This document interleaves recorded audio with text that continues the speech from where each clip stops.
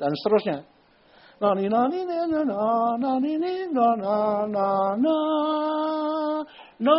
Itu adalah nada basis dari oktav dari paham ya? Jadi do-nya itu adalah sentralnya, sentral figur. Do adalah G dalam pengertian ini adalah landmarknya. Anda pergi kemana-mana silahkan, tetapi ini landmarknya itu adalah G adalah do. Itu sesuatu yang salah kaprah. Benar tapi salah kaprah. Betul kalau kita bicara tentang nada dasar. Atau nada pokok, nada sentral. Yang disebut tonik. Ya. Lalu betul kalau kita menyebut tentang tonik adalah do. Ya. Tapi salah kalau menyebut bahwa do adalah G.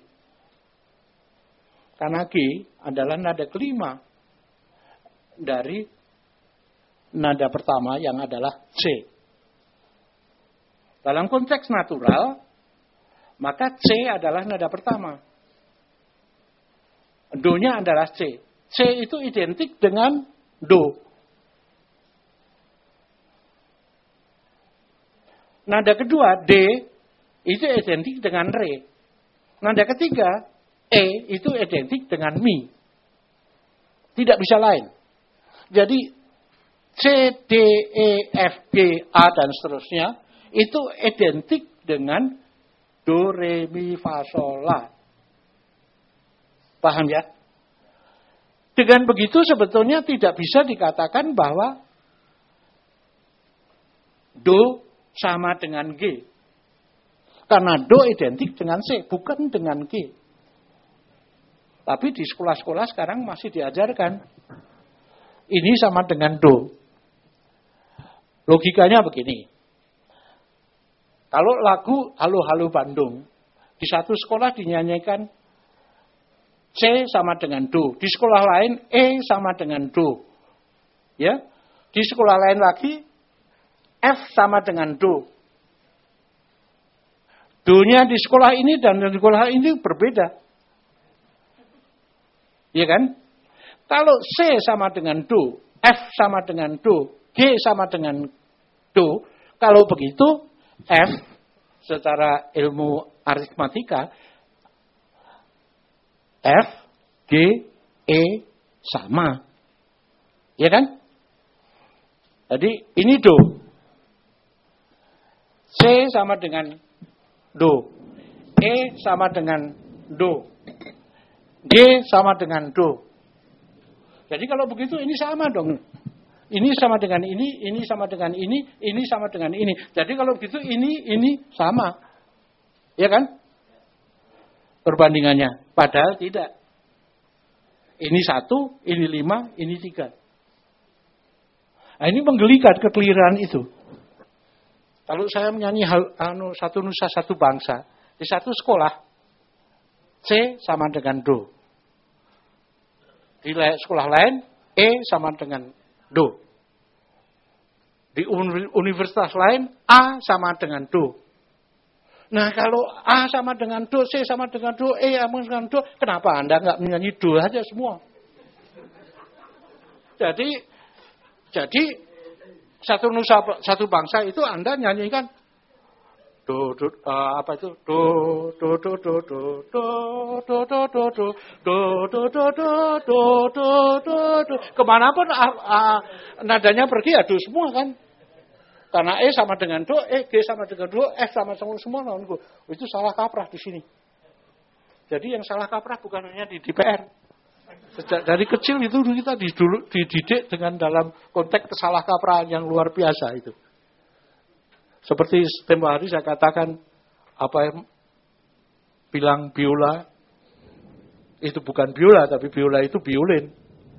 Itu sama dalam konteks ini. Nah, saya kembali kepada tonika.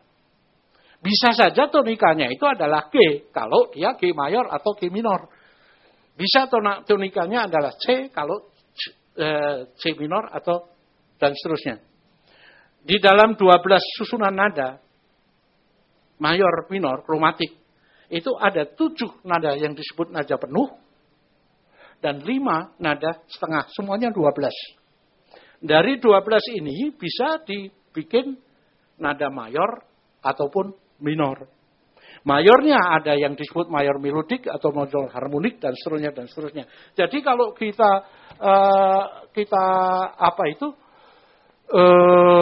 bikin seluruhnya bisa dibikin kurang lebih 48 atau lebih 48 jalur tangan nada. Ya. Baik minor maupun mayor. Setiap tangan nada itu mempunyai not dasar, mempunyai tonika. Ini yang dipakai oleh para pemusik, para komponis, mulai sejak zaman barok sampai zaman romantik dan sampai sekarang. Selama 400 tahun.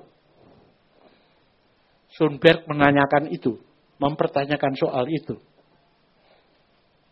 Yaitu represi tonika, dominan tonika, kekuasaan tonika di dalam mayor minor.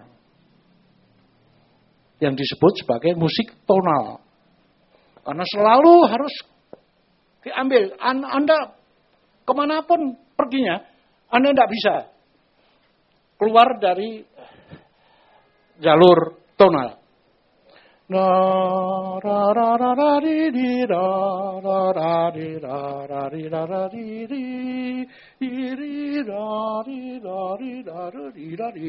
Terus kemana aja? Itu jalurnya di situ ada tonikanya.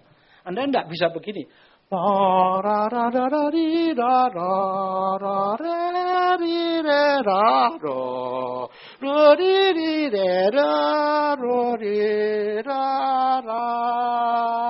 Itu fals, itu salah.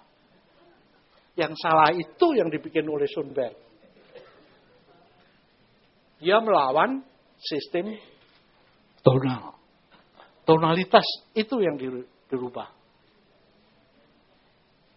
Ada 12 nada penuh dan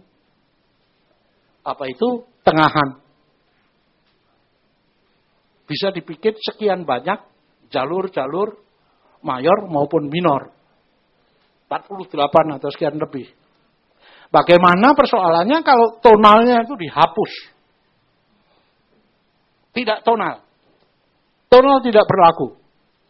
Lalu dia menemukan prinsip-prinsip yang disebut non-tonal atau atonal. Musik yang tidak pakai tonika. Tonika justru dihindari. Tonalnya justru harus dihindari. Bagaimana cara membuatnya? Antara lain dia membuat, kemudian dengan Weber itu adalah muridnya, kemudian membuat sebuah rumusan tentang musik atonal. Materinya tetap 12 nada itu, akan tetapi tidak berbeda dengan musik sebelumnya.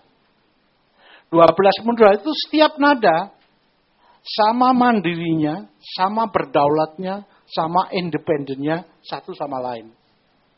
Jadi tidak ada kata nada setengah atau nada penuh. Fa, fe, sol, sel itu enggak ada. Sel itu ya nada yang mandiri, sol itu juga nada mandiri. Artinya G nada yang mandiri, gis juga mandiri, ges juga mandiri. Itu sendiri-sendiri urusannya. Nah, dari situ bagaimana supaya menghindarkan kesan yang bersifat tonal. Dia membuat rumusan yang panjang sekali. Artinya membuat variabel-variabel kelompok nada. Jadi setiap nada dikelompokkan 3, 4, 5, 8 atau berapa itu ya disusun, itu yang kemudian menjadi variabel nada tertentu. Di lain pihak kombinasinya adalah nada-nada yang lain. Caranya untuk menghindari tonal, Weber membuat cara kalau ada nada 5 yang dipakai sebagai variabel atau 8 ataupun berapa, pada termin pertama jangan sampai ada yang diulang. dari